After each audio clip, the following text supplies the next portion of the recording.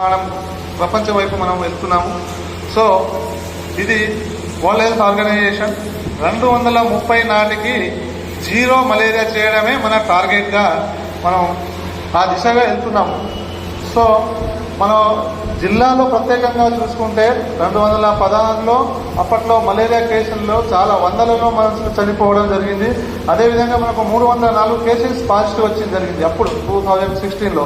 ఆ విధంగా మనం ఏదైతే కంటిన్యూగా మనం యాక్టివిటీ చేస్తున్నామో ఇది ముఖ్యంగా ఈ కారణం ఏంటంటే అవగాహన కల్పించడం వలన ఓన్లీ ప్రజలలో, పల్లెల్లో, గ్రామాల్లో ప్రతి ఇంటికి మన ఈ మలేరియా ఎలా వస్తుంది, మలేరియా వల్ల దుష్పరిణామం ఏముంటాయనేది ప్రజలలో మనం అవగాహన కల్పిస్తే మనం ఈ జీరో మలేరియా రేట్ని మనం అందుకునే అవకాశం ఉంటుంది.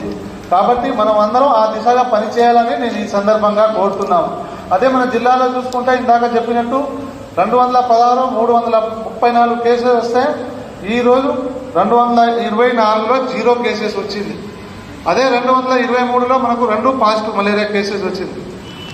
కాబట్టి ఏదో కేసెస్ తగ్గుతున్నాయని చెప్పేసి మనం నిర్లక్ష్యం చెందకుండా కంటిన్యూస్గా సేమ్ యాక్టివిటీస్ మానిటరింగ్ చేస్తూ ఉంటేనే మనం జీరో లెవెల్ చేస్తాం. లేకుంటే నిర్లక్ష్యం వహిస్తే ఎప్పుడైనా మళ్ళీ మలేరియా మనకు విజృంభించే అవకాశం ఉంది. కాబట్టి ఇది మనం ఆరోగ్య శాఖ మనం సిబ్బంది కానీ మనం ఏదైతే ఇది మామూలుగా ఏంటంటే ఇది అందరికీ సమస్య ఇది.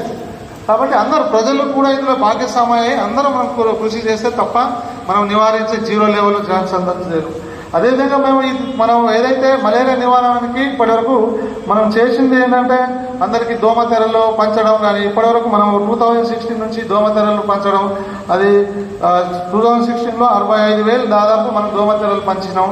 అదేవిధంగా 17లో 40,000, 20లో 70, 2021లో 40. అట్లా ఎవరి 4 సంవత్సరాలు ఒకసారి ఎక్కడెక్కడ హై రిస్క్ విలేజెస్ ఉన్నాయో ట్రైబల్ విలేజెస్లో మనం ఈ దోమతెరలు పంచడం జరిగింది.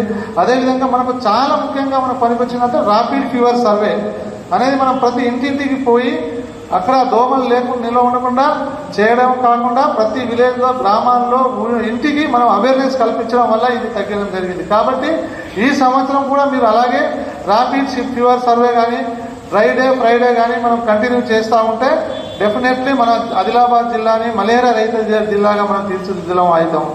అదేవిధంగా మనం ఇప్పటికీ మన ర్యాపిడ్ ఫీవర్ సర్వే, అదేవిధంగా ఏదైతే మలేరియా ప్రభావిత గాదిగూడ, నార్నూర్, ఉట్నూర్, ఇంద్రవెల్లి అక్కడ స్పెషల్ శానిటేషన్ డ్రైవ్ చేయడం జరిగింది.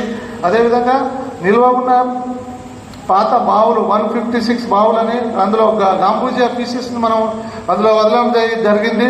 అదేవిధంగా జిల్లాలో 146 వసతి గృహాల్లో IRS ACM 5% స్ప్రే కూడా చేయడం జరిగింది. సో ఆ విధంగా మనం ఈ విధంగా మనం మలేరియా కేసెస్ని యాక్టివిటీస్ వల్ల మనం తగ్గడం జరిగింది. కాబట్టి ఈ సంవత్సరం కూడా ప్రతి సంవత్సరం పొడవునా ఫ్రైడే అనేది మీరు ఖచ్చితంగా చేయాల్సిందే. అదేవిధంగా ఇది మలేరియా అనేది ఒక సామాజిక సమస్య అందరిది. కాబట్టి సమాజంలో ఉన్న ప్రతి ఒక్కరిది మన ఎన్నో భాగ్యస్వామ్యం చేసుకొని మన ఆదిలాబాద్ జిల్లాని మలేరియా రహిత జిల్లాగా తీర్చిదిద్దాలని ఈ సందర్భంగా కోరుతూ ముగిస్తున్నాను. Thank you.